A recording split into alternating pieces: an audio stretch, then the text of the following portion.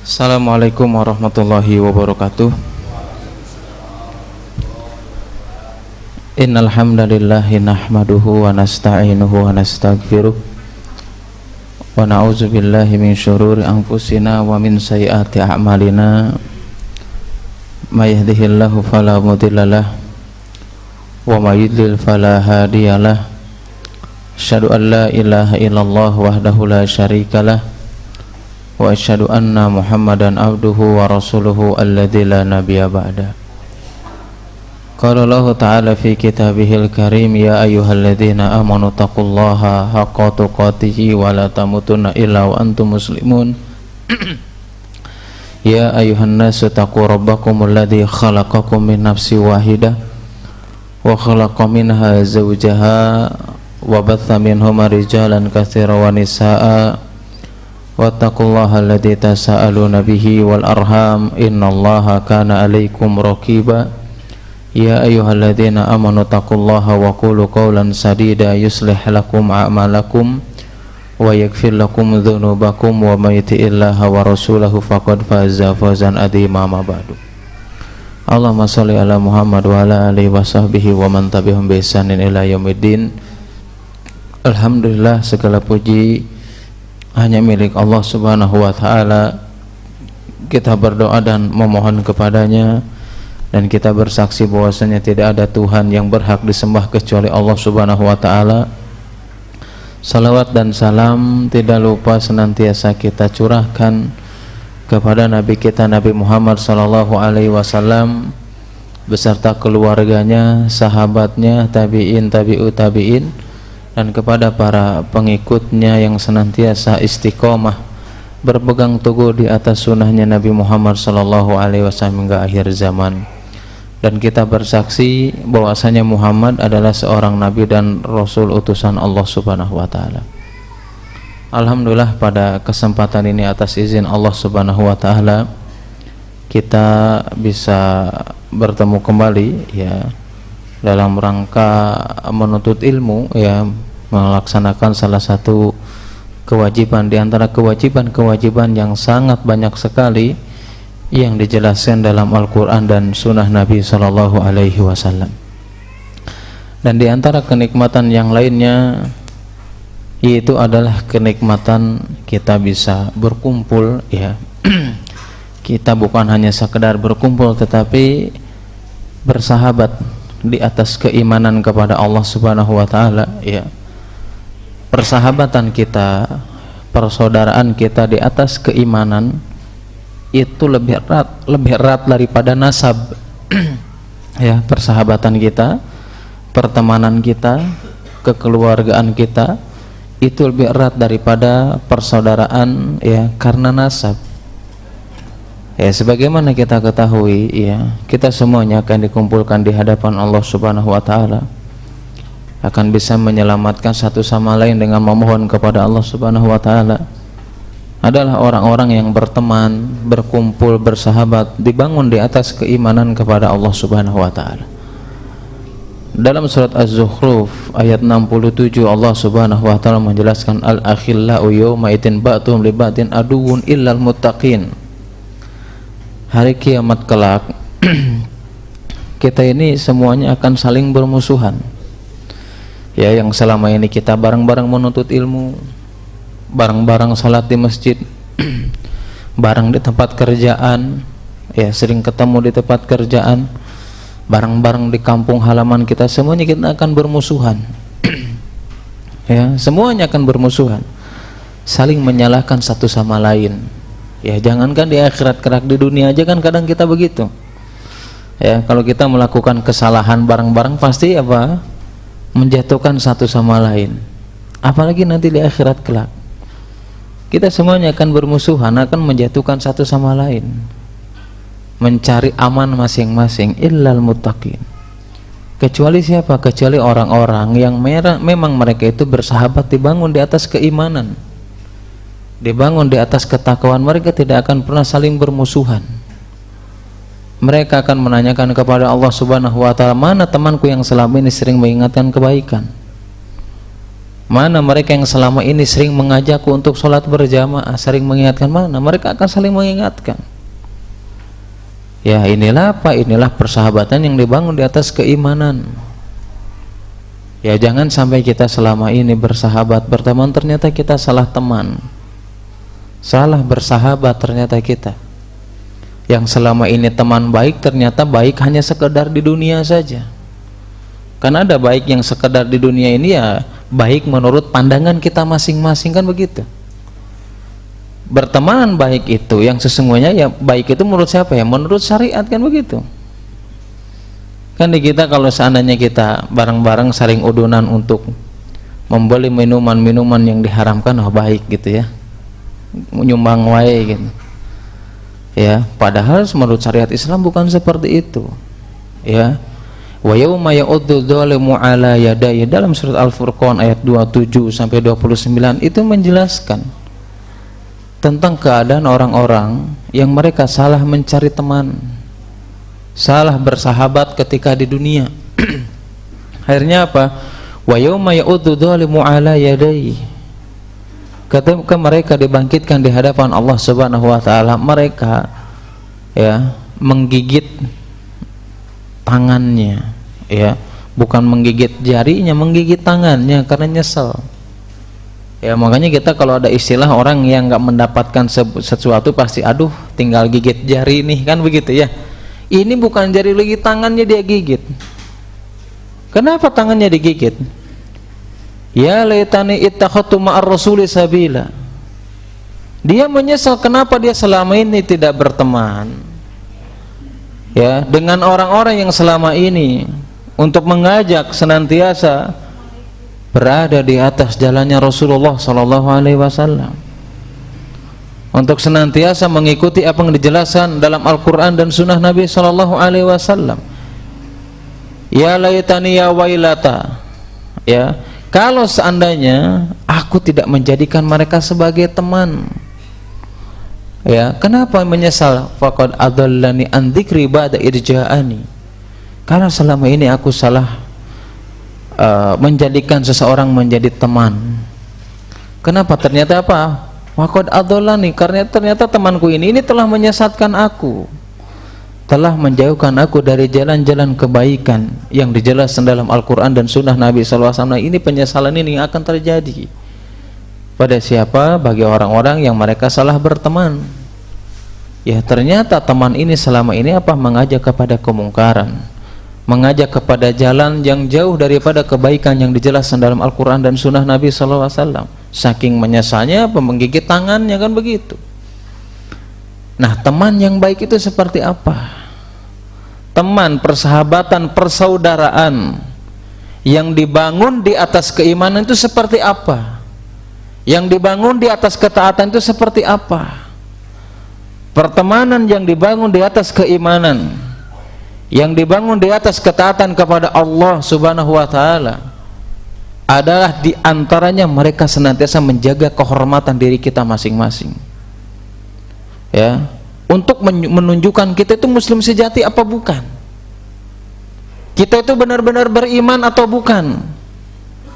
Karena seorang muslim sejati yang jelaskan Nabi sallallahu alaihi wasallam dalam sebuah riwayat dari Abdullah bin Umar yang diriwayatkan Imam Muslim yang lainnya, seorang muslim sejati, al-muslimu man salimal muslimuna min lisani wa yadihi, muslim yang sejati itu adalah seorang muslim yang menjaga saudaranya dari gangguan lisan dan tangannya.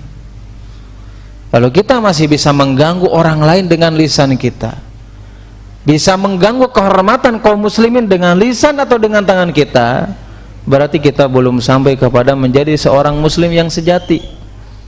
Kalau kita dengan lisan kita menghasut, mengadu domba, menfitnah, menduduh sesuatu yang keji, perlu ditanyakan lagi kita itu muslim apa bukan sih, kan begitu. Karena sifat muslim apa? Man salimal muslimun, dia menjaga keselamatan orang lain, menjaga keselamatan saudaranya. Karena apa? Karena lisan dan tangan kita. Ibnu Hajar al-Asqalani rahimahullahu ta'ala ya, ketika menjelaskan tentang hadis tersebut ya, memang lisan ini terkadang ya itu menyakiti orang lain itu lebih luas daripada tangan. Karena lisan ini bisa berbicara tentang sesuatu yang telah lalu, kan bisa yang akan datang juga dengan lisan diomongin, bisa juga, bahkan yang terjadi juga bisa, beda dengan tangan. Tetapi terkadang juga sama, tangan juga bisa lebih luas lagi daripada lisan. Dengan apa? Dengan tulisan. Kan bisa orang mengganggu kehormatan orang lain, ya, melecehkan kehormatan kaum muslimin dengan yang lainnya, dia tidak melalui lisannya, dia jarang ngomong, kayaknya jarang ngomong gitu, kayaknya jauh gitu untuk untuk melukai saudara. Bisa jadi dengan tulisannya, kan sekarang musim kan begitu ya, ngomongin saudaranya, menfitnah saudaranya, menghapus saudaranya dengan tulisan, minimal dengan update status.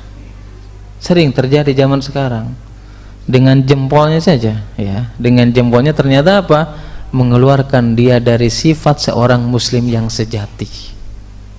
Kenapa? Karena dia tidak pernah bisa menjaga kehormatan saudaranya. Saking pentingnya tentang menjaga kehormatan saudara kita masing-masing, atau saudara kita khususnya kaum muslimin, itu Nabi SAW menegaskan ketika berkhutbah setelah haji wada. Saking pentingnya apa? Setelah Nabi SAW menekankan tentang tauhid, tentang dakwah tauhid, tentang menjelaskan menjauhkan diri dari perbuatan kesyirikan kepada Allah Subhanahu wa taala.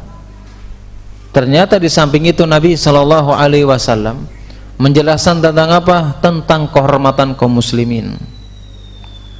Bahkan dalam riwayat Imam Muslim, Nabi SAW menjelaskan kepada kita semua dan riwayat-riwayat yang lainnya, kullu muslimin ala muslim haramun damuhu wa maluhu wa irduhu. Setiap muslim itu haram, apa itu? Darahnya, hartanya, kehormatannya, itu haram untuk kita melukai mereka dengan ucapan-ucapan kita. Salah satunya untuk merusak kehormatannya dengan tuduhan keji lah, dengan provokasi dan yang lainnya, haram hukumnya. Ya, ini kesepakatan para ulama yang dijelaskan oleh Hafidz Imam Ibnu Katsir rahimahullahu taala.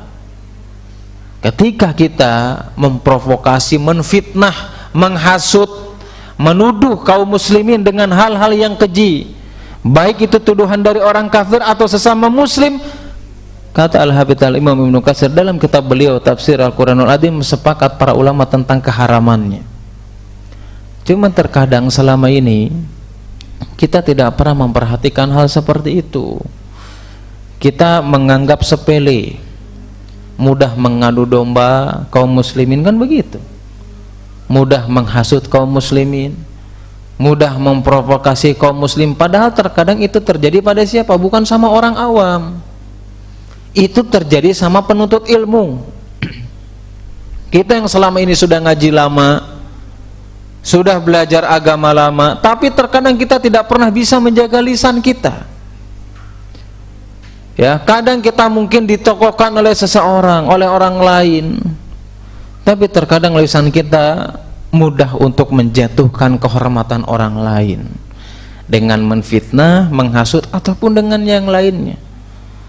Mereka merasa diri kita ilmu sudah tinggi gitu, merasa kita paling paham tentang agama ini, tapi kita nggak sadar bahwasanya patokan seseorang memiliki ilmu itu adalah minimal ketika dia bisa menjaga lisannya dari menfitnah, menghasut, dan menuduh kaum muslimin yang lainnya dengan cara apapun itu, baik dengan lisannya ataupun dengan tulisannya.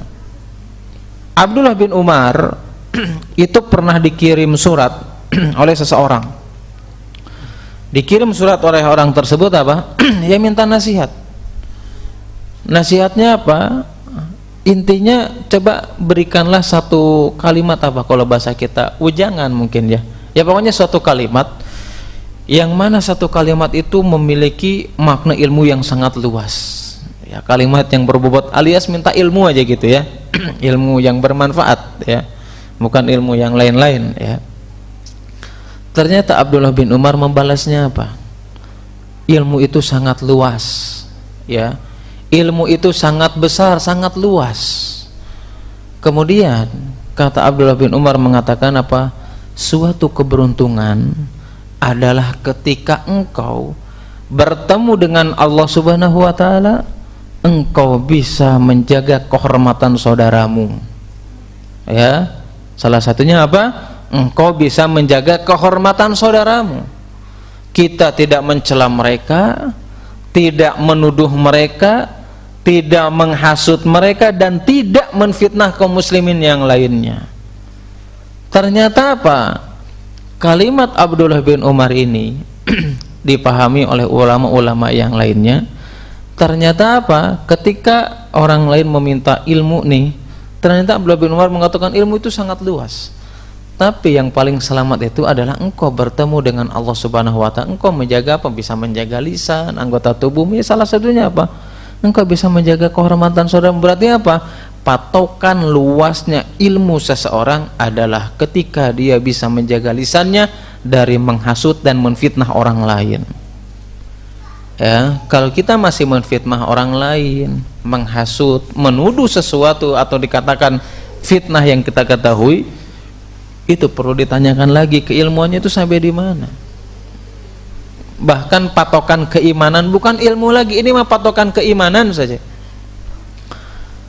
Orang kalau betul-betul beriman kepada Allah, kepada hari akhirat, apa yang dikatakan Nabi sallallahu alaihi wasallam, "Falyaqul khairan aw liyasmut."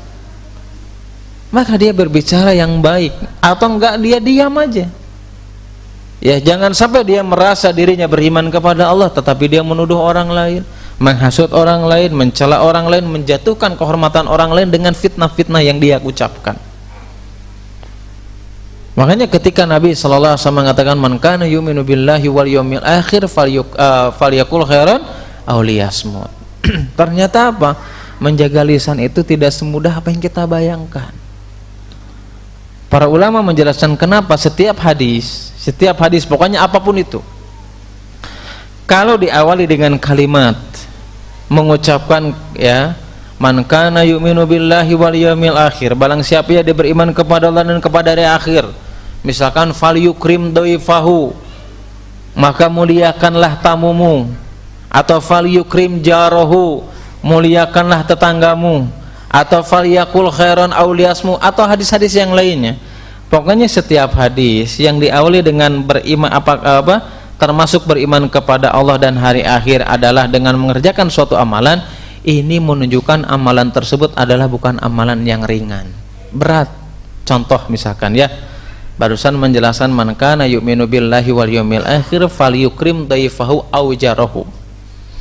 Barang siapa yang dia beriman kepada Allah, maka muliakanlah tamunya atau tetangganya. Memuliakan tamu atau tetangga itu hal yang mudah atau sulit? Sulit. Ya, apalagi misalkan pas lebaran ya, punya kuehnya yang mahal-mahal lagi gitu ya. Pas datang teman dekat biasa, aduh sayang oke gitu ya, dikeluarkan ya mah lebar gitu ya. Gambarnya tentara Inggris nah ieu mah ya. Ranginang we hungkul aja. Kan berat kan begitu. Sama gitu ya. Ketika kita punya tetangga sama juga. Makanya dipatokannya apa nih? Patokannya kalau kamu beriman kepada dan akhir menunjukkan apa? Amalan tersebut bukan amalan yang mudah, amalan yang sulit. Begitu juga ketika Nabi SAW mengatakan apa? Man kana yu'minu billahi wal yawmil akhir falyaqul khairan aw liyasmut. Kalau kamu benar beriman kepada Allah, beriman kepada hari akhir, maka apa? Engkau berbicara yang baik atau dia menjaga lisan bukan sesuatu yang mudah. Makanya saya tadi menjelaskan banyak di antara kaum muslimin, mereka penuntut ilmu, mereka membaca Al-Quran, mereka hadir di majelis ilmu, tetapi lisannya sangat mudah untuk menuduh orang lain, untuk menghasut orang lain, untuk menfitnah orang lain. Ya, bagaimana mungkin kita selama ini menuntut ilmu, ingin memiliki ilmu yang banyak, tapi kita tidak pernah bisa menjaga lisan kita. Bagaimana mungkin dengan ilmu kita, dengan amalan kita, kita ingin mendapatkan surganya Allah Subhanahu wa taala, tapi selama ini lisan kita senantiasa menghasut, menfitnah kaum muslimin yang lainnya. Gak ada jaminan kita masuk surganya Allah Subhanahu wa taala. Yang ada jaminan yang dijelaskan Nabi sallallahu alaihi wasallam, man yadhman li ma baina lihyaihi, Kata Nabi SAW, yang dia bisa menjamin lisannya, yang ada di mana? Baik antara apa ini? Antara jenggotnya apa lisannya? Aurijlahi, di antara kedua kakinya. Adman lahul jannah. Orang yang dia bisa menjaga sesuatu yang di antara mulut dan dan jenggotnya atau dagunya, yaitu lisannya itu, dan menjaga kemaluannya, dia bisa menjamin itu. Menjamin dia tidak menghasut orang lain, dia tidak menjatuhkan kehormatan saudaranya, dia tidak menuduh dengan tuduhan yang keji kepada kaum muslimin. Adman lahu jannah, kata Nabi SAW, maka aku menjamin untuknya apa? Surga. Berarti apa? Sesuatu yang tidak mudah. Yang kita tahu surga itu adalah sesuatu yang sulit, tidak bisa kita leha-leha. Ya, jangan sampai selama ini kita mengaku sebagai penuntut ilmu tapi kita nggak pernah bisa menjaga lisan kita. Ya, apalagi ada kesalahan saudara kita. Ya, ada kesalahan saudara kita, ya kita tidak bisa begitu saja dengan tuduhan-tuduhan yang keji. Bisa jadi dia belum tahu dengan apa yang selama ini kita tahu. Ada orang lain misalkan melakukan kesalahan dalam agama ini, bisa jadi karena dia jahil, belum pernah belajar, bisa jadi. Atau bisa jadi karena dia belum pernah menemukan tentang dalilnya, bisa jadi juga. Atau karena dia belum belajar, tidak ada mengajarkan, bisa jadi. Nah, makanya inilah sifat seorang muslim. Muslim yang sejati, dia menjaga lisannya dengan tidak membuat makar. Ya, membuat makar-makar yang keji. Dulu kita pernah tahu di kisahnya zaman Nabi SAW. Ya, bagaimana orang-orang kafir Quraisy, mereka menyebarkan perkataan yang keji terhadap Nabi kita Nabi SAW, sampai menjelang hijrahnya Rasulullah SAW, disebarkan dengan kalimat-kalimat yang keji untuk menuduh kaum muslimin, untuk menuduh Rasulullah SAW dan para sahabatnya, yang mana Allah Subhanahu wa Ta'ala memberikan pertolongan kepada siapa? Kepada kaum muslim, manusia, kepada Nabi SAW, dari tuduhan-tuduhan keji yang dialamat oleh orang-orang kufar, oleh orang-orang yang memiliki hasad terhadap kaum muslimin. Terkadang tuduhan keji kepada kaum muslimin, kepada saudara kita ini, sebetulnya terkadang itu bukan hanya sekedar masalah prinsipil, bukan. Ya, terkadang masalah apa? Masalah dengki, hasad yang ada pada diri kita masing-masing. Ya, terkadang seperti itu kebanyakannya. Muncul mencela para ustadz misalkan, mencela kaum muslimin, mencela penuntut ilmu. Kenapa? Karena hasad, karena ada kedengkian di dalamnya. Ya, makanya apa? Tadi dijelaskan Abdullah bin Umar itu salah satunya apa? Ya, itulah patokan ilmu seseorang itu kapan? Ketika dia bisa menjaga lisannya. Supaya apa? Supaya tidak menjatuhkan kehormatan kaum muslimin. Kenapa? Karena saya sering mengingatkan kepada teman-teman yang lainnya, karena kita selama ini terlalu pede dengan gelar kita sebagai penuntut ilmu, gelar kita penuntut ilmu lah, ustadz dan yang lain. Akhirnya apa? Dengan kepedean tersebut akhirnya setan membuka pintu-pintu yang lainnya, kan begitu. Ya, makanya dijelaskan oleh para ulama, saya pernah menjelaskannya di tempat yang lain, di antara langkah-langkah setan yang dijelaskan oleh Al-Hasan bin Saleh Al-Hay, beliau mengatakan salah satunya trik setan ini apa? Ya sudah, setan ini punya 99 pintu kebaikan, hanya satu saja pintu keburukannya. Ya, artinya apa? Bagaimana caranya? Terkadang setan ini membantu dengan caranya mereka, membantu kita untuk melakukan kebaikan, membantu kita untuk melaksanakan ketaatan, membantu kita untuk mengerjakan berbagai ketaatan kepada Allah Subhanahu wa Ta'ala.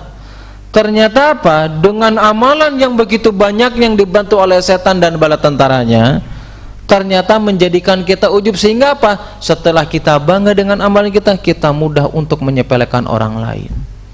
Satu aja dengan kesalahannya, menyepelekan apa? Menuduh, menfitnah, menghasut kepada orang lain dengan berbagai cara. Untuk apa? Untuk menjerumuskan manusia dari jalan yang diridai oleh Allah Subhanahu wa Ta'ala.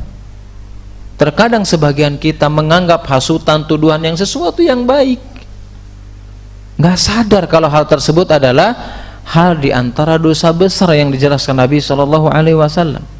Ya, makanya apa? Kenapa sih banyak orang yang menghasut, menuduh, menfitnah kaum muslimin? Ya, karena mereka menganggap hal tersebut ada hal yang sepele. Benar apa enggak? Benar. Jadi ringan gitu, kan renyah. Ya, makanya hal yang paling enak, hal yang paling renyah itu apa? Menggibah orang lain, menghasut orang lain, memprovokasi orang lain itu sangat mudah, sangat renyah gitu. Kenapa bisa merasakan seperti itu? Karena kita menganggap sepele. Dia nggak sadar dengan firman Allah Subhanahu wa taala dalam surat Al-Isra ayat 36 atau 37. Di situ Allah Subhanahu wa taala menjelaskan, wala taqfu ma laysa laka bi ilm. Innas sam'a wal basara wal fuada kullu ulaika kana anhu mas'ula.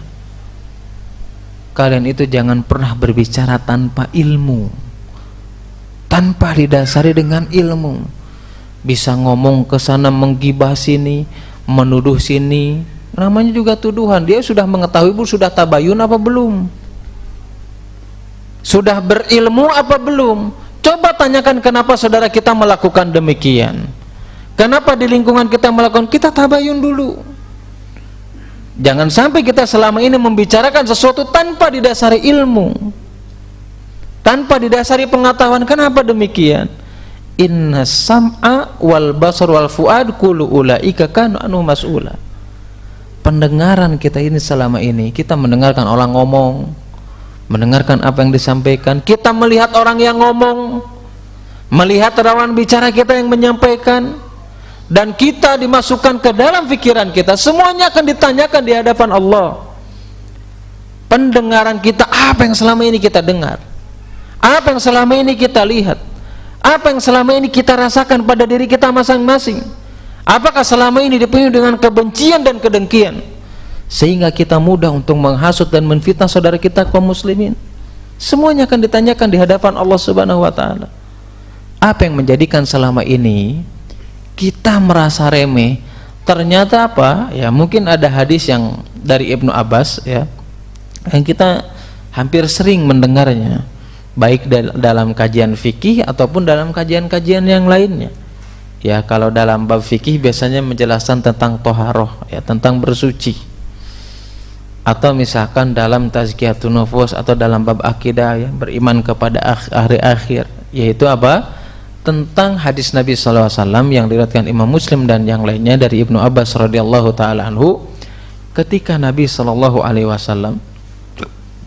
melewati sebuah kebun baik antara Mekah ataupun Madinah, fasami'a sauta insana ini. Kemudian Nabi SAW mendengar apa? Dua suara atau mendengarkan suara, ya, dari apa? Dari dua penghuni fi kuburihima, dari dua kuburan tersebut, kan begitu. Kemudian Nabi menjelaskan apa? Ya, menjelaskan kepada para sahabatnya tentang apa? Ya, tentang suara yang didengar Nabi Shallallahu Alaihi Wasallam. Masya Allah, sudah ada Pak? Belum ya? Mungkin ini masih ini apa ya? Waktu Jawa Pak. Kemarin saya menyelesaikan di Jawa pas beliau mengundang saya ngisi itu, saya ke Jawa, baru pulang tadi subuh. Jadi masih waktu sana ya. Masya Allah. Bentar ya biar enggak. Masya Allah. Sampai di mana barusan? Sampai di azan Pak. Ya, Nabi SAW mendengar ini teriakan dua orang di kuburan mereka masing-masing, kan begitu. Sampai Nabi SAW mengatakan apa? Yu'adzaban, mereka ini dua orang ini diazab. Ya, ma yu'adzabani fil kabir, mereka itu diazab dengan perkara yang mereka itu tidak menganggap sesuatu yang besar. Kan begitu. Siapa di antara mereka? Salah satunya apa? Orang yang apa Pak? Orang yang kencing, kan begitu ya. Meskipun riwayat lain mengatakan orang yang kencing nggak bersih gitu ya, netes kemana-mana. Sebagian riwayat mengatakan apa? Dia kencing tapi tidak menutup auratnya ketika dia kencing, ya. Jadi hati-hati Pak, kalau ada orang yang sering kencing di terminal di luar WC, hati-hati itu. Kalau di terminal di WC mah nggak apa-apa ya. Itu salah satunya. Kemudian yang kedua apa yang dijelaskan Nabi SAW? Yang kedua adalah orang yang an-namam atau namimah, orang yang senantiasa menghasut, mengadu domba saudaranya dengan fitnah-fitnah yang keji. Kenapa Nabi mengatakan demikian? Karena hal tersebut adalah perkara yang besar, perkara yang sangat agung, dosa besar, tetapi dianggap sepele oleh kaum muslimin. Ketika ada orang menfitnah, ketika ada orang yang memprovokasi, ketika ada orang yang menghasut, kira-kira tujuannya untuk apa? Kira-kira tujuannya untuk apa? Gak mungkin kecuali untuk mengadu domba, kan begitu. Gak mungkin saya menghasut ke kelompok A, menghasut lagi ke kelompok B, ngomong ke kelompok A dan yang lainnya, kecuali untuk mengadu domba di antara mereka. Ketika ada kaum muslimin yang mereka saling menfitnah di antara mereka, saling menghasut di antara mereka, tidak lain dan tidak bukan mereka lah adalah pembuat kebinasaan yang ada di muka bumi ini. Siapa yang menjelaskan? Nabi Shallallahu Alaihi Wasallam. Diriwayatkan Tirmidzi, bahkan hadis tersebut sahih. Nabi menjelaskan kepada kita, ala ukhbirukum bi afdala min darajati siyami was salat was sadaqah. Apakah kalian mau, kata Nabi SAW, aku kabarkan kepada kalian satu amalan yang ganjarannya ini hampir sama dengan ketika engkau mengerjakan sholat, ketika engkau mengerjakan saum, dan pahalanya juga seimbang ketika engkau bersedekah. Para sahabat bertanya, apa itu ya Rasulullah? Apa itu yang menjadikan amalan tersebut? Bukan berarti amalan tersebut pahalanya seimbang dengan sholat, kita nggak sholat, tetap kewajiban itu nggak gugur ya, tetap sholat, tetap berpuasa, tetap bersedekah. Ini tingkatannya, derajatnya dari segi pahalanya, bukan dari segi kewajibannya. Kewajiban tetap sholat ya. Bala ya Rasulullah, apa itu yang amalan tersebut? Apa, kan begitu. Nah, para sahabat pengen tahu apa sih amalan tersebut. Islahu dzata bainikum. Salah satu amalan yang amalan tersebut ganjarannya setara dengan engkau mengerjakan sholat, bersedekah dan berpuasa adalah sholahu dzata bainikum, yaitu adalah engkau mendamaikan di antara saudara kalian yang berselisih, bukan memecah belah, bukan menfitnah, bukan menghasut ataupun memprovokasi, justru engkau mendamaikan di antara mereka. Maka itu amalan yang memiliki pahala setara dengan sholat, puasa dan sedekah. Kemudian Nabi SAW dikatakan di akhir hadis tersebut mengatakan, kalau seandainya kalian tidak bisa mendamaikan di antara mereka, justru kalian memperkeruh suasana, baik itu dengan hasutan, dengan fitnah, dengan tujuan keji, kecuali orang tersebut adalah yang membuat kebinasaan di antara kaum muslimin. Ya, jadi kalau ada orang yang fitnah, menuduh, menghasut, itulah orang pembuat kebinasaan, pembuat kekacauan sesungguhnya yang ada di muka bumi ini. Nabi yang mengatakannya. Ya, bahkan ulama salaf mengatakan, ya, di antara racun antara kaum muslimin atau racun di antara manusia yang itu bisa menjauhkan dari rahmat Allah, menjauhkan dari kasih sayang Allah, menjauhkan dari pertolongan Allah Subhanahu wa ta'ala, adalah hadirnya di antara kita orang-orang yang bisa senantiasa mengadu domba atau menghasut satu sama lain. Ya, itu penyakit, itu virus.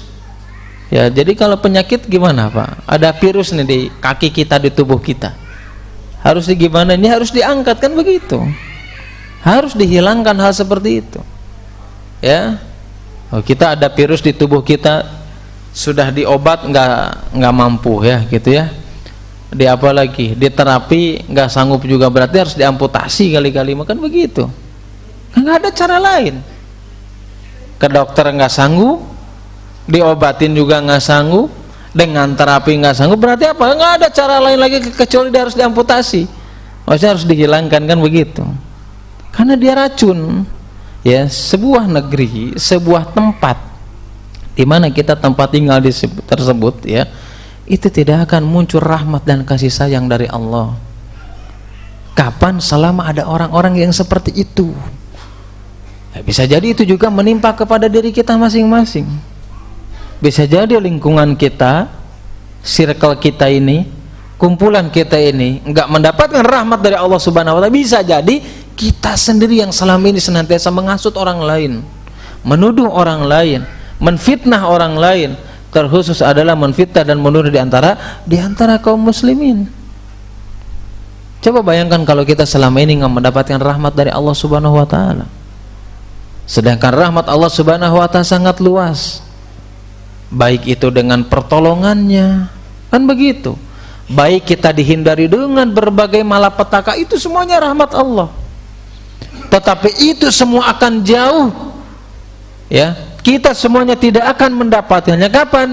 Selama di lingkungan kita masih ada penyakit, ada virus yang senantiasa tugasnya adalah menghasut kaum muslimin, memprovokasi kaum muslimin, dan menfitnah di antara orang-orang yang beriman, menjatuhkan kehormatannya. Ya, makanya dalam surat Al-Anfal ayat yang pertama di situ Nabi sallallahu alaihi wasallam, Allah Subhanahu wa taala berfirman, ya, menjelaskan kepada kita tugas kita sebagai muslim sejati. Kan tadi apa dijelaskan salah satu firman Allah Subhanahu wa taala, atau Nabi sallallahu alaihi wasallam menjelaskan hadis dari Abdullah bin Umar, apa tugasnya tadi? Tugas seorang muslim, muslim yang sejati. Al muslimu man salimal muslimuna min lisanihi wa yadihi. Tugas seorang muslim itu yaitu adalah bagaimana caranya baik mengingatkan kepada diri kita sendiri atau mengingatkan kepada saudara kita yang lainnya. Agar apa? Agar mereka tidak mudah untuk menfitnah, menuduh sesuatu perbuatan yang keji, terutama terhadap kaum muslimin, kan itu adalah sesuatu yang haram. Dalam surat Al-A'raf ayat yang pertama, Allah Subhanahu wa taala menegaskan kepada kita, wa aslihu dzata bainikum. Perintah yang pertama dalam surat Al-Anfal apa? Bahwasanya fa aslihu baina dzata bainakum. Ya, dzata bainikum. Engkau senantiasa apa? Mendamaikan di antara orang yang bertikai. Bukan justru memecah belah di antara barisan kaum muslimin. Tidak ada sifat pemecah belah, fitnah dan tuduh kecuali sifat tersebut muncul di antara hati-hati yang memiliki sifat kemunafikan kepada Allah Subhanahu wa taala. Tidak akan muncul sifat menfitnah, menghasut, memprovokasi kaum muslimin kecuali di antaranya adalah orang-orang yang mengikuti adat jahiliyah di zaman dahulu. Kan seperti itu. Orang-orang jahiliyah dulu menghasut apa enggak? Menghasut, kan begitu. Ini loh, Muhammad ini adalah orang yang mencela nenek moyang kalian, kan begitu. Yang mencela sesembahan-sembahan kalian, yang mencela bla bla bla dan yang lain, sehingga Nabi sallallahu alaihi wasallam diusir, kan begitu. Sehingga Nabi sallallahu alaihi wasallam diboikot selama 3 tahun. Ya, tidak bisa membeli makanan, tidak bisa mendapatkan makanan kecuali melalui perantara Khadijah radhiyallahu taala anha. Di mana kejadian Nabi sallallahu alaihi wasallam diboikot? Di mana ketika itu kaum muslimin diperangi oleh orang-orang kafir Quraisy, dipecah belahkan di antara mereka, kecuali munculnya orang-orang munafik di antara mereka yang senantiasa menfitnah dan menuduh, bahkan menghasut di antara kaum muslimin yang lainnya. Sa'adan, Pak? Belum ya? Belum. Ya. Nah, makanya dalam Islam itu sangat-sangat dilarang. Karena makanya sesuatu yang diharamkan kan begitu. Bahkan dalam sebuah hadis Nabi sallallahu alaihi wasallam diriwayatkan Ahmad dan dihasankan oleh Syekh Al-Albani rahimahullahu taala, seburuk-buruk manusia itu seperti apa? Adalah seburuk-buruk manusia yang mereka senantiasa mengadu domba di antara kaum muslimin khususnya. Dia menfitnah, menghasad. Kadang fitnah ini atau fitnah, menghasut, mengadu domba kan awal-awalnya dari gibah dulu, kan begitu. Itu sebetulnya masih sahabatan antara gibah, namimah gitu ya. Fitnah itu masih sahabatan, masih teman dekat. Dari gibah nanti menghasut, dari hasut nanti mengadu domba. masih teman dekat aja itu. Ya, kadang orang apa? Awal menggibah dulu, menggibah menjatuhi kehormatan orang lain apa enggak jelas. Ya, merusak kehormatan orang lain. Cuman terkadang di kita permasalahan apa? Ketika ada orang menggibah, kalau kita diingatkan apa balasannya? Kira-kira gimana? Ente tau ngomongkan batur gitu, pasti jawabannya gimana? Hah? Gimana Pak? Ah, dah saya mah tau ngomongkan batur, dah iya mah jeung nyana gitu ya. Benar apa enggak? Benar. Ya, saya mah asli, saya mah lain ngomongkan ieu mah ya. Da asli nasihat memang gitu kan begitu. Ya. Justru Nabi sallallahu alaihi wasallam mengatakan, kalau seandainya kalian mengatakan sesuatu yang dilakukan oleh saudaramu, maka itu ghibah. Ya, kalau kita membicarakan orang lain, oh saya enggak ghibah. Kenapa? Karena pada faktanya dia melakukan, justru itu kau ghibah. Justru kalau kita membicarakan saudara kita, membicarakan kaum muslimin atau orang lain, tapi orang lain tidak melakukannya, itu jatuhnya fitnah, kan begitu. Nah, ini awal-awal mula yang bisa muncul di antara hati kita masing-masing. Kapan? Ketika kita untuk menjatuhkan kehormatan lain, baik menghasutnya, menfitnahnya atau mengadu dombanya. Makanya Nabi SAW menjelaskan dalam sebuah hadis yang datang dari Imam Muslim dan yang lainnya, bahwasanya Rasulullah SAW bersabda, inna syaitana qad ayasa an ya'budahu al-musalluna fi jaziratil Arab. Kata Nabi SAW mengatakan apa? Sesungguhnya setan ini sudah berputus asa. Putus asa dari mana? Mempengaruhi khususnya nih orang-orang yang sholat di Jazirah Arab untuk menyembah setan, ini sudah putus asa. Tapi apa? Tapi ada satu hal yang menjadikan setan tidak pernah berputus asa. Walakin fitahrishi bainahum.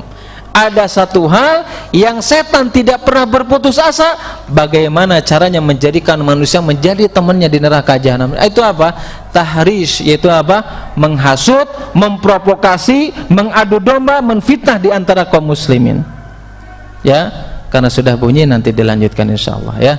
Subhanakallahumma wa bihamdika asyhadu an la ilaha illa anta astaghfiruka wa atubu ilaik. Assalamualaikum warahmatullahi wabarakatuh. Alhamdulillah, alhamdulillah ala ihsanihi wa syukru lahu ala taufiqi wa imtinani. Asyhadu an la ilaha illallah wahdahu la syarika lah ta'ziman li sya'nihi, wa asyhadu anna Muhammadan abduhu wa rasuluhu da'iyan ila ridwanihi.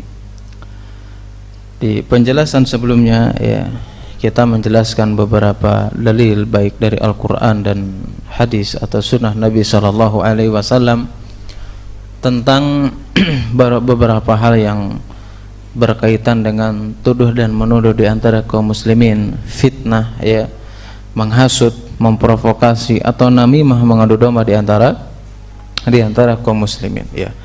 Bahkan tadi juga dijelaskan dalam sebuah hadis Nabi sallallahu alaihi wasallam diriwayatkan Ahmad yang dihasankan oleh Syekh Al-Albani rahimahullahu taala, bahwasannya seburuk-buruk manusia yaitu adalah yang mereka mencerai-beraikan, memecah belah dengan hasutannya tersebut di antara orang-orang yang saling mencintai di antara kaum muslimin ya.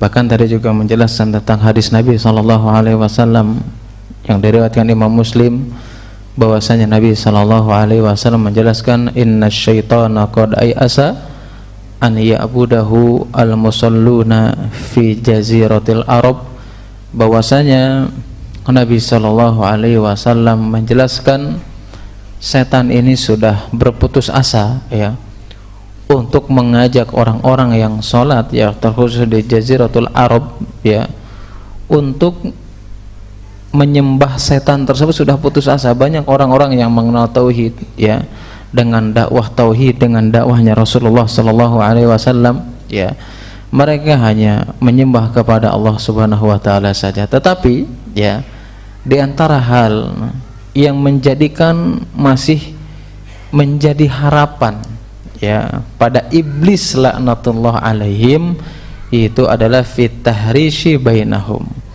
yaitu adalah menghasut, memprovokasi di antara kaum muslimin di antara orang-orang yang menegakkan kalimat Allah Subhanahu wa taala, ini yang menjadikan motivasi di antara setan dan iblis itu, mereka saling menfitnah satu sama lain, dan ini masih terjadi zaman sekarang. Menfitnah A, menuduh B, menuduh C tanpa kita mengklarifikasi. Menghilangkan sifat di antara kewajiban bagi seorang muslim untuk Untuk tabayun. Ya, jangan mudah kita memprovokasi kaum muslimin dengan hanya sedikit berbeda. Ya, yang mana tadi saya menjelaskan di awal, mungkin bisa jadi karena perbedaan itu, karena mungkin orang tersebut belum paham, kan bisa jadi seperti itu. Atau ilmu belum sampai kepadanya. Ya, atau memang karena jahil, kan begitu. Ya, makanya Makanya tugas kita tabayun. Supaya Supaya kita tidak pernah mengikuti langkah-langkah setan, kan tadi dijelaskan oleh Hasan bin Shalih Al-Hay. Di antaranya setan ini membuka 99 pintu kebaikan, seolah-olah kita sudah melakukan kebaikan, seolah-olah kita sudah menjadi penuntut ilmu, tetapi dengan satu pintu ternyata kita nggak pernah bisa menjaga lisan kita, atau menganggap apa yang kita selama ini lakukan ini adalah baik, padahal di dalamnya mengandung adu domba di antara kaum muslimin. Setan saking saking jahatnya setan, ya. Setan ini bukan hanya sekedar memprovokasi, memecah belah di antara kaum muslimin. Setan juga sama memecah belah di antara suami dan istri juga, itu tugasnya setan. Bukan hanya sekedar tugasnya untuk memecah barisan di antara kaum muslimin, kita dengan istri kita itu senantiasa dipecah belah sama setan. Ini bagaimana caranya kita bisa berpisah dengan orang-orang yang selama ini kita cintai, dengan orang-orang yang selama ini kita bersama-sama untuk menjalankan ketaatan kepada Allah Subhanahu wa taala. Bukankah Nabi SAW menjelaskan dalam hadis yang panjang, hadis yang diriwayatkan Imam Muslim, bahwasanya setan ini memiliki singgasana di atas air. Kemudian mengirim pasukan-pasukannya, ya, mengirim bala tentaranya. Setiap waktu mereka laporan sama iblis atau setan yang paling tinggi. Ya, di antara mereka ada yang laporan, saya sudah melakukan ini dan itu. Kata setan yang bosnya, mereka mengatakan kamu belum melakukan apa-apa. Tapi ketika ada iblis yang lainnya atau setan lainnya lapor kepada iblis pembesarnya, mengatakan bahwasanya aku telah memisahkan antara suami dan istri, antara orang yang saling mencintai di antara mereka. Makanya dari hadis ini penjelasan para ulama, di antara trik bagaimana setan, iblis laknatullah alaihim untuk memecah belahkan di antara kaum muslimin, maka mereka saling menghasut, memecah belah, saling menfitnah di antara kita masing-masing. Padahal hal tersebut yang dijelaskan Nabi sallallahu alaihi wasallam, sibabul muslim fusukun wa qitaluhu kufrun. Nabi sallallahu alaihi wasallam mengatakan sibabul muslim fusuk. Engkau mencela saudaramu, engkau mencela kaum muslimin adalah perbuatan yang keji. Ya, itu hanya segera mencela yang kita pahami. Bagaimana kalau seandainya di dalamnya kita menfitnah, kita menuduh, kita memprovokasi? Padahal Syekh Al-Utsaimin rahimahullahu taala, beliau dalam kitab Syarah Riyadhus Shalihin, beliau mengatakan tugas di antara seorang muslim sejati itu menanamkan rasa cinta di antara kita semuanya. Bagaimana dengan ucapan kita, dengan perbuatan kita itu saling mencintai di antara kita. Yang tadi menjelaskan sebagai kita menjadikan kita sebagai persaudaraan di atas keimanan kepada Allah, menjadikan kita persahabatan di atas ketaatan kepada Allah, yang mana hubungan tersebut, kaitan tersebut, ikatan tersebut yang tidak akan pernah terputus ketika kita bertemu di hadapan Allah Subhanahu wa taala. Tetapi kata Syekh Utsaimin, di antara perbuatan keji adalah engkau menanamkan kebencian di antara orang-orang yang saling mencintai. Salah satunya menghasut, menfitnah, mengadu domba di antara kita masing-masing. Yang jelas ya, terkadang fitnah, tuduhan keji dan yang lainnya selain didasari karena hasad, karena dengki, yang lainnya sebagaimana dikatakan para ulama yang lainnya bukan hanya sekedar beda pendapat, tapi beda apa Pak? Beda pendapatan ya. Terkadang di situ letaknya munculnya kebencian dan fitnah di antara kaum muslimin. Wallahu alam bishawab. Ini yang mungkin bisa disampaikan hari ini ya. Mudah-mudahan bermanfaat ya. Mohon maaf dengan atas singkatnya waktu hari ini ya.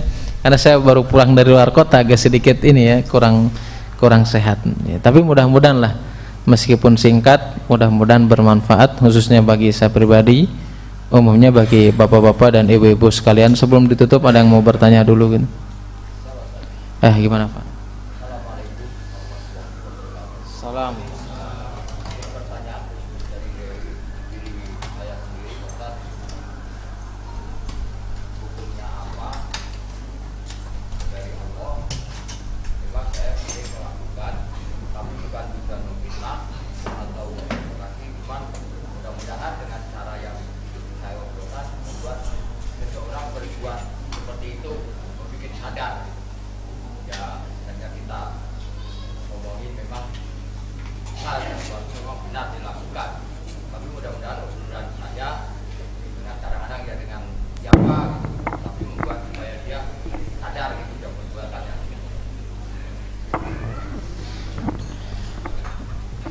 Artinya membicarakan ke orang lain tentang apa yang dilakukan orang tersebut gitu.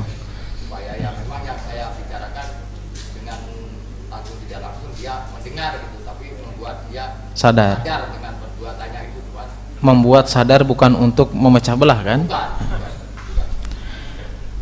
Al-Imam Al-Baghawi itu dalam salah satu kitab namanya Syarhus Sunnah, beliau menjelaskan di antara tahrish atau menghasut ya, dijelaskan oleh beliau oleh Imam Al-Baghawi dalam kitab Syarhus Sunnah itu, dikatakan seseorang memecah belah itu apa? Dia mengucapkan sesuatu yang menyebabkan pertengkaran di antara mereka, sampai-sampai mereka mengeluarkan perkataan yang kotor. Ini namanya tahrish, menghapus. Ini dikatakan siapa?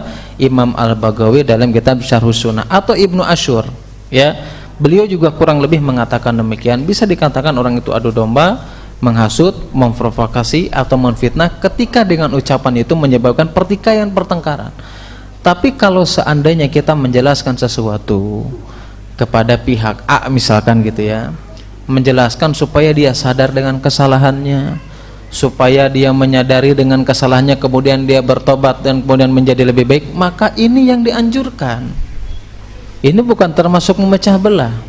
Justru inilah yang ditanamkan, yang dijelaskan oleh Nabi sallallahu alaihi wasallam atau para ulama-ulama yang lainnya, bagaimana caranya dengan ucapan itu justru untuk memperbaiki keadaan, bukan memperkeruh suasana ya. Tapi kalau kita tujuannya untuk memecah di antara mereka, ya jelas ini masuk kepada tahrish atau menghasut, mengadu domba. Wallahu a'lam bishawab. Insyaallah itu yang terbaik. Justru tugas kita kan mengingatkan, itu supaya orang menjadi lebih baik ya. Makanya nasihat itu ya, dalam bahasa Arab itu berbagai macam definisi ya. Itu kan bisa diartikan secara bahasa itu menjahit ya. Nasihat itu menjahit. Menjahit berarti kalau menjahit itu ada sesuatu yang terpisah atau sesuatu yang robek kan begitu.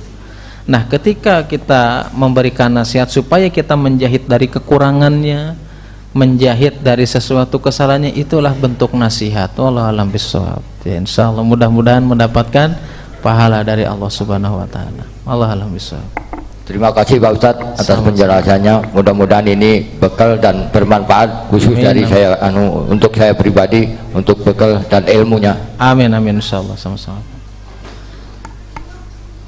Ada yang lain? Ya, gimana Pak? Salam. Izin bertanya Ustadz, apabila kita punya teman yang punya hutang kepada kita, tapi dalam proses penagihan nggak ada kunjung tiba juga pelunasannya gitu Ustadz. Agak sulit gitu. Agak sulit untuk diminta karena ternyata teman kita ini hobi gitu, berhutang kepada orang lain juga ternyata. Boleh nggak kita tuh menyebarkan aib dia perkara hutang, apa orang ini suka berhutang, jadi agar orang lain lebih berhati-hati terhadap orang ini gitu, Ustaz. Apakah termasuk perbuatan yang keji juga ketika kita menyebarkan aib orang itu? Masya Terima Allah. kasih, Ustaz. Sama-sama. Secara hukum yang kita ketahui ya, menyebarkan aib orang lain itu ya termasuk gibah ya. Itu garis bawahi dulu. Ya, menyebarkan aib orang lain kepada orang lain adalah gibah. Dan hukumnya sepakat haram hukumnya kita menyebarkan aib orang lain alias gibah. Tetapi para ulama menjelaskan, di antaranya Imam Nawawi rahimahullahu taala dan ulama-ulama yang lainnya, ada gibah yang dibolehkan di sana, Pak. Gibah dibolehkan yang di sini itu kapan? Pertama, gibah dibolehkan alias menjelaskan aib orang lain dibolehkan kapan? Ketika kita di depan hakim. Boleh. Di depan hakim boleh. Misalkan ya, suami istri misalkan bercerai. Kan pasti sama hakim ditanya, "Kenapa kamu bercerai?" "Ini suami saya menganiaya saya, memukuli, mau lakukan perbuatan keji." Ini mau menyebutkan aib apa bukan? Boleh. Yang kedua, di depan penegak hukum. Ya, misalkan ada orang pencuri dan yang lainnya, hobinya itu mencuri gitu. Ya, aib kan itu suatu kejelekan. Boleh nggak? Boleh di depan penegak hukum. Yang ketiga, boleh kita gibah kapan? Untuk ya meminimalisir madorot tersebut tersebar. Salah satunya tadi yang dijelaskan tadi, supaya orang lain tidak menjadi korban. Untuk menghalangi orang lain terjerumus kepada sesuatu madorot, maka kita dibolehkan untuk menjelaskan aib orang lain, untuk mencegah orang lain supaya tidak menjadi korban alias terjerumus. Contohnya tadi, hati-hati Pak dengan si A ini. Kenapa? Ya karena dia hobinya misalkan njem duit gitu ya. Kalau minjem duit ngedadak amnesia. Ya, ini si bapak ini hati-hati nih kalau datang ke bapak atau nge-WA dan yang lainnya, hati-hati karena ini misalkan suka minjem duit dan dia menjadikan hobi dan tidak pernah membayar. Boleh Pak, itu tidak termasuk dosa, dan itu dijelaskan oleh Imam Nawawi rahimahullahu taala. Ya, yang jelas ya hal tersebut ya harus, apalagi sekarang, zaman sekarang kan sering ya tiba-tiba langsung ada WA aja misalkan ya, padahal kita nggak pernah nih WA-an ya, nggak pernah, padahal udah temen nih di grup ada gitu ya, di WA nggak ada, tiba-tiba malam-malam nge-WA dengan bahasa yang sangat sopan ya, ujung-ujungnya apa Pak? Jauh duit. Intinya boleh Pak, kalau itu untuk menjaga kaum muslimin dari yang lainnya ya, agar tidak ya dia terjerumus kepada sesuatu yang mendatangkan mandorot pada dirinya, boleh, dibolehkan ya, tetapi dengan ada tujuan. Tapi kalau hanya sekedar berlezat-lezatan untuk ngomongkan orang lain, nah itu yang diharamkan di seperti itu. Kan kita selama ini membicarakan aib orang lain itu buat lucu-lucuan gitu ya, atau buat berlezat-lezat aja ngomongin orang lain, nah itu yang diharamkan. Tapi kalau ada tujuan dibolehkan. Di antaranya pendapat Imam Nawawi rahimahullah taala, boleh Pak. Wallahu a'lam bishawab. Jelas Pak? Jelas Pak.